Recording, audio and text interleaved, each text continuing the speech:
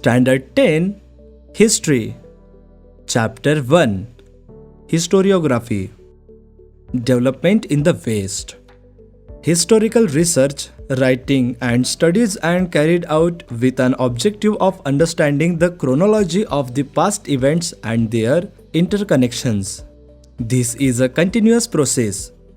In the physical and natural sciences, the imperial method, laboratory method of experiments and observation, is used to verify the available knowledge.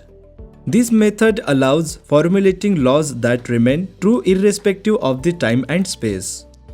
Those laws can be tested and proved repeatedly. In historical research, it may not be possible to use the method of laboratory experiments and observation. To begin, we need an expert who knows the language and script of a historical document in order to read it and understand its meaning.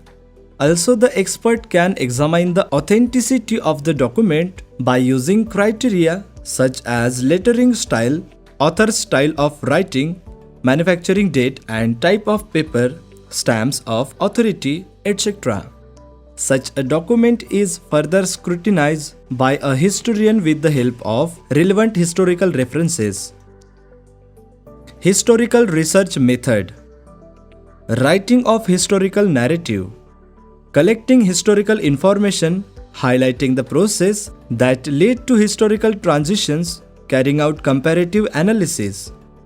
Understanding the references regarding time and space of the given historical events and also various conceptual frameworks used in historical research method. Formulating relevant questions in view of the historical references. Formulating hypotheses.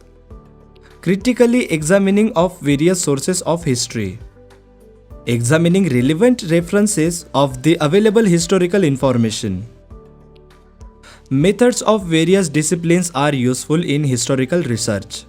For example, archaeology, archival science, manuscriptology, epigraphy, study of inscriptions, analysis of lettering style, linguistics, numismatics, study of coins, genealogy, study of lineage, etc.